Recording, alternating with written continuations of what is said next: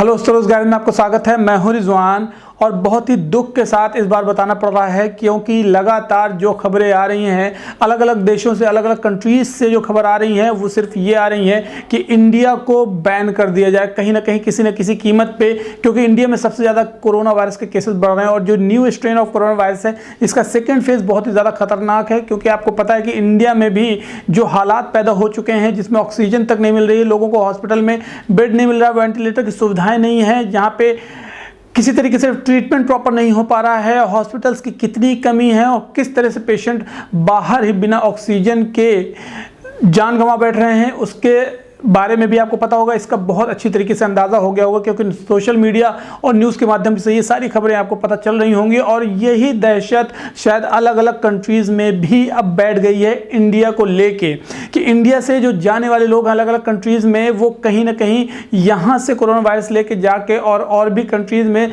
जो उनके यहाँ पे पहले से बढ़ रहे हैं उससे और ज़्यादा ना हो जाएं, इसकी वजह से बैन की खबर आ रही होगी आपके पास में। जैसे आपको पता है कि सऊदी अरब ने लगातार पिछले मार्च से बैन कर रखा है, इंडिया के अलावा और भी कई सारी कंट्रीज को बैन कर रखा है।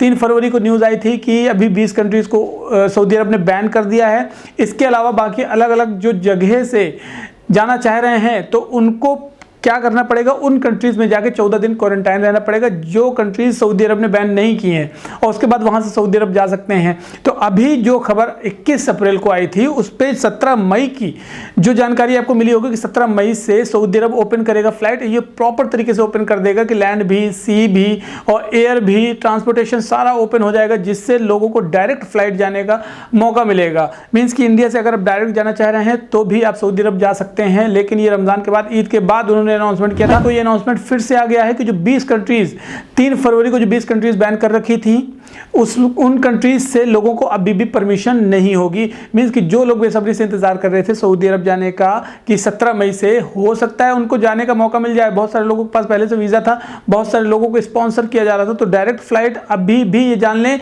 कि सऊदी अरब ने ओपन नहीं की है। इंडिया के लिए एटलीस्ट जो 20 कंट्रीज हैं इन लोगों के लिए अभी डायरेक्ट फ्लाइट की सुविधा नहीं दी जाएगी।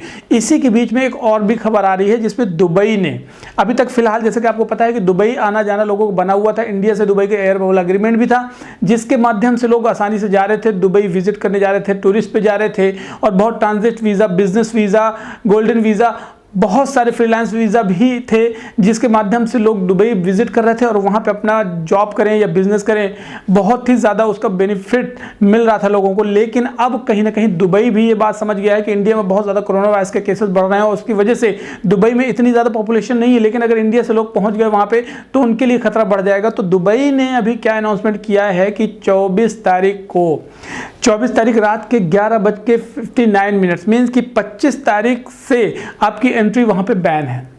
यहाँ से इंडिया से अब आप दुबई में भले ही आपके पास एयर बबल एग्रीमेंट के माध्यम से जाना चाहें या विजिट पे जाना चाहें, टूरिस्ट पे जाना चाहें, लेकिन अब आपको परमिशन नहीं है। और ये दुबई ने कहा है 10 दिन के लिए है, मीन्स 10 दिन के लिए अभी कहा गया है, लेकिन जो सिविल एविएशन है उन्होंने ये ऐलान किया है कि हो सकता है 10 दिन के बाद हम बढ़ा भी दें।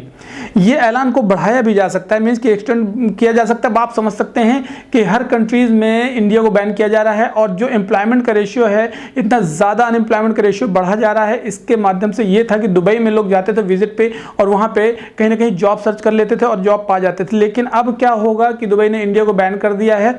इंडिया को बैन करने के बाद में दुबई में जो इंडिया जाने वाले लोग थे उनके लिए अब जो है बहुत ज़्यादा परेशानी का सामना करना पड़ रहा है। यही नहीं, इंडिया को यूके ने भी बैन कर दिया। मैं आपको बता दूं कि यूके में भी जो लोग जाना चाह रहे थे उन लोगों को भी परमिशन नहीं है कि यूके में चले जाएंगे। और इसी को आप छोड़ दीजिए, बहुत सारे लोगों को दिमाग में ये था कि एयर बबल एग्रीमेंट चल रहा है ओमान का, बहरीन का और इसके अलावा भी और कंट्रीज़ का। तो मैं आपको बता दूं कि ओमान की तरफ से भी, ओमान के जो हायर अथॉरिटी है, जो सुप्रीम अथॉरिटी है, वहाँ से एक अनाउंसमेंट आ गया है कि 24 अप्रैल को ही अब इंडिया, बांग्लादेश और पाकिस्तान को बैन कर दिया जाएगा। बिल्कुल पूरी तरीके से एंट्री बैन हो जाएगी, मीन्स कि आपको यहाँ से किसी भी तरीके से वहाँ पे नहीं जा सकते हैं। अब जो जाने वाले लोग हैं मैं आपको बता दूं कि वो कौन कौन से होंगे। अब दुबई में भी जाना चाह रहे हैं, सऊदी में भी जाना चाह रहे हैं, ओमान में भी जाना चाह रहे हैं। ये जाने वाले लोग सिर्फ वो लोग होंगे जो हेल्थ केयर वर्कर हैं, जो डिप्लोमेट मिशन है, जो नेता टाइप के लोग होते हैं, जो फैमिली होती है, हेल्थ केयर वर्कर जो हैं उनकी फैमिली है, और जो वहीं के हैं, जो सऊदी हैं या दुबई के नेशनल्स हैं, उन लोगों को ही परमिशन होगी जाने की। नए रूल चेंज हो गए हैं। नए रूल में ये था कि पहले 72 घंटे का आपको PCR सर्टिफिकेट लेके जाना पड़ता था, मतलब कि आपको RT-PCR टेस्ट जो है वो 72 घंटे को वैलिड होना चाहिए था। लेकिन दुबई ने अब ये नया रूल चेंज कर दिया है और उसको ये बोल दिया गया है कि अगर आप 24 अप्रैल तक दुबई पहुंचना चाह रहे हैं तो पहुंच सकते हैं, लेकिन जो आपका सर्टिफिकेट होगा 48 घंटे से ज़्यादा वैलिड नहीं माना जाएगा। वो 48 घंटे की वैलिडिटी ही उसमें होनी चाहिए। और इसी तरह से ओमान में भी डिप्लोमेट मिशन है जो वो जा सकते हैं, लेकिन अभी जो जनरल जो कॉमन लोग हैं जो जा रहे थे ओमान, वो अब नहीं जा पाएंगे। मीन्स कि जैसे कि आपको सऊदी जाना होता था तो ओमान में भी आप जाके क्वारंटाइन होते थे, तो वहाँ पे भी बैन लगा दिया है ओमान ने। अब यहाँ पे बड़ी बड़ी जो प्रॉब्लम्स होने वाली हैं वो इंडियंस के लिए क्यों सबसे ज़्यादा होंगी प्रॉब्लम, क्योंकि इंडिया ने अभी भी लॉकडाउन लगा रखा है। इंटरनेशनल फ्लाइट्स भी ओपन नहीं हुई हैं और उसके बाद भी ये जो हालात हैं वो कंट्रोल में नहीं आ रहे हैं। आपको पता है कि हॉस्पिटल्स की इतनी कमी हो चुकी है, जो लोग ऑक्सीजन्स के लिए मारामारी कर रहे हैं। आप देख सकते होंगे कि बाहर जाके लोग लाइन लगाए हैं, सिलेंडर लेके अपना खुद ऑक्सीजन जाते हैं और खुद लगाते हैं पेशेंट को, और खुद वेंटिलेटर पे, स्ट्रक्चर पे कैसे भी करके वो हॉस्पिटल पहुंचाते हैं। इस तरह की सिचुएशन आ चुकी है।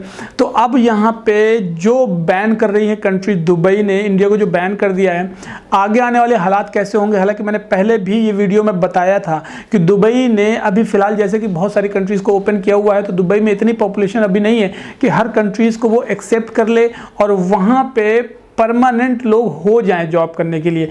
कहीं ना कहीं आप विजिट पे जा रहे हैं, जॉब कर रहे हैं, वापस आ रहे हैं, और अभी जो हालात पैदा होंगे कि अब इंडिया से भी दुबई जाना बंद हो जाएगा, और अगर ये 10 दिन बाद ओपन नहीं होता है तब और बड़ी सिचुएशन क्रिएट हो जाएगी और बड़ी प्रॉब्लम क्रिएट हो जाएगी। सबसे ज़्यादा प्रॉब्लम तो उन मैन पावर वालों के लिए है जो मैन पावर के माध्यम से यहाँ से कहीं ना कहीं थोड़ा सा अर्निंग का सोर्स था, जो लोग नौकरी लगा के लोगों की और अपनी भी अर्निंग कर लेते थे। तो अब उन लोगों के लिए प्रॉब्लम ये हो गई है कि दुबई ने भी बैन कर दिया है, सऊदी ऑलरेडी बैन है। अगर सऊदी आपको जाना है तो फिर आप वाया नेपाल या तो कोई ऐसी कंट्री में जहाँ पे सऊदी ओपन है वहाँ से होकर जाएंगे तो आपको 1-8 लाख रुपए एक्स्ट्रा देने पड़ेंगे सर्विस चार्ज के अलावा। तो ये बहुत ही बड़ी सिचुएशन आने वाली है और बहुत ही ज़्यादा प्रॉब्लमेटिक सिचुएशन क्रिएट होने वाली है। इससे कैसे लड़ा जाएगा और कैसे इसका सॉल्यूशन मिलेगा, ये आने वाले 10 दिन के बाद ही पता चलेगा, क्योंकि अभी अप्रैल 30 तक इंडिया ने भी इंटरनेशनल फ़्लाइट को बैन कर रखा है। Civil aviation minister Hardeep Singh Puri भी इस बात के लिए अभी तक आवाज़ नहीं उठा रहे हैं। उन्होंने चुप्पी साधी हुई है कि किसी भी तरीके से उन्होंने इंटरनेशनल फ़्लाइट को आज तक सऊदी अरब के साथ में एयर बबल अग्रीमेंट के थ्रू अभी तक अग्रीमेंट नहीं किया है, इसका अरेंजमेंट नहीं किया है ताकि इंडिया से लोग सऊदी अरब जाना चालू कर दे। और इवन अगर जाना चालू करेंगे भी, एग्रीमेंट होने की कोशिश भी इंडिया करे, तो भी सऊदी अरब परमिशन नहीं दे रहा है इस चीज़ की। तो आखिरकार क्या इसका रिजल्ट आएगा आने वाले वक्त में, सोचने वाली बात है ये।